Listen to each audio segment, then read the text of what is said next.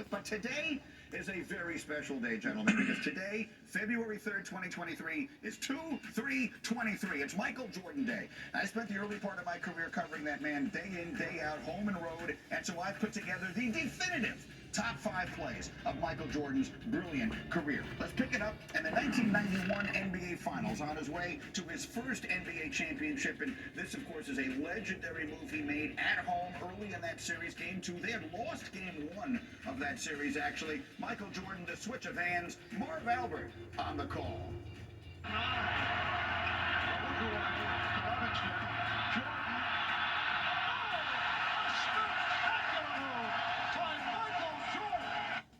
It most certainly was, and the Bulls would go on to win their first NBA championship. For play number 4, the following year, Game 1 of the Finals against Portland, Michael Jordan, who was not really a three-point shooter, knocked down 5 threes in the first half and then offered that iconic shrug. The shrug was to his friend, Magic Johnson, who was sitting courtside doing the commentary on the game for NBC. Again, I remember being in the building that night. You've never heard a place louder when Michael Jordan knocked down his 5th three. This was at a time when, this is long before Steph Curry, players didn't shoot threes as regularly as they do now. Michael Jordan and the shrug that he made famous. All right, now at number 3, let's go back to the beginning. This was the moment in the NBA when Jordan became Jordan over Craig Elo. This was miss it and you go home. Game 5 of a best-of-5 series, down by 1, closing seconds. They call his number up and over Elo, and the call was iconic.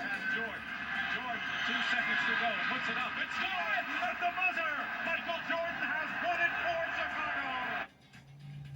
So that's where it began for him in the pros. But it actually began earlier than that. For number 2, we go all the way back to 1982. A freshman, then known as Mike Jordan, knocking down what proved to be the game-winning jumper as North Carolina beat Georgetown to win the national championship of college basketball. Jordan's first moment in the sun. The time, 18. Shot, Jordan! Michael Jordan! And so that was, again, Michael Jordan knocking down that huge jumper to win the national championship. But so we go from the beginning to the end at number 1. Michael's last great moment as a Bull in Utah, Game 6, 98 Finals. He had stolen the ball from Karl Malone at the other end of the floor, and then he comes down, and poor Brian Russell, he knocked down a bunch of big shots on him over the years. None more iconic than this. 10 seconds. And with it, of course, the championship. Jordan, 20-footer ahead of the key. Good! The Chicago Bulls have won their 6th NBA championship in the last 8 years. And that was the last moment of The Last Dance. And I still get the chills thinking about it all and watching it all over all these years. And, of course, Vince Carter, you were when you followed him at North Carolina. You were compared to him 8 million different times and ways. I know you idolize him as so many others do. If I had to ask you to pick your favorite Michael Jordan moment, what would it be? Greedy, my favorite MJ moment, 2003 All-Star Atlanta. His last All-Star game, I was an All-Star starter. You see the picture there with this group. I won the All-Star starting position at the 2 guard, which everybody knew. For me, he said, all right, I just want to get in. We knew Michael's last year, you definitely, he's going to win it. And I actually won it. It was surprising. Obviously, it was an honor to see that group. But the interesting part about that story is that, I mean, he's a Tar Heel, and I talked with David Stern, may he rest in peace, about it in the NBA. Said they wanted to honor Mike, and they wanted to give him the starting position, which, I mean, obviously, prior to, I thought he was going to get that starting job, get that starting position anyway. So moving forward, All-Star weekend happens. It wasn't as long as it is now. We got in late Thursday night, go into the locker room, let's say game day. See Mike, and I say, hey, Mike, you're starting your last All-Star game. Take the position. MJ says to me, hey, Tar Heel, no, man, you earned it. Go represent. Well deserved. I don't want it. I'm like, no, you don't understand what I'm saying. You are starting because in my mind, I'm like, I'm not trying to get vetoed, X'd out of the league because I didn't give you the starting position in the All-Star game in your last year. No.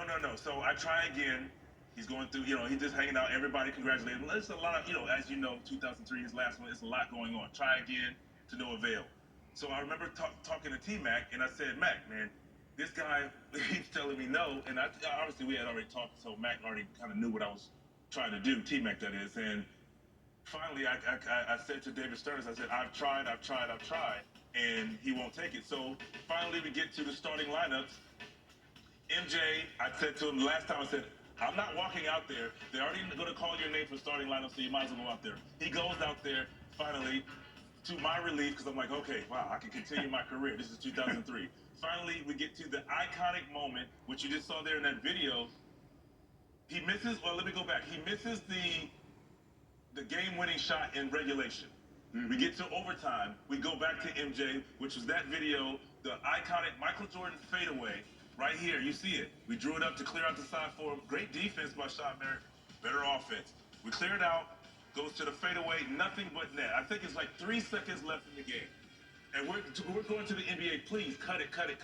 The storybook ending should end right there. They didn't do it, whatever. But that was my iconic moment because, I got to kind of be a part of a historic moment like a fadeaway, give MJ his just due where he should be a starter in the All-Star game in his last moment to see that. That's awesome. Yeah, again, handing that over to him in his final moment. How about you, Zach, as one you've made your whole life just following the greatest moments and greatest players in the NBA? What's the greatest Michael Jordan moment? You had it at number 3. I won't hold it against you that it was number 3. I was 11 years old when Michael Jordan hit a shot so iconic, so transformational, that it's just called The Shot. That's all it is, The Shot, against the Cleveland Cavaliers.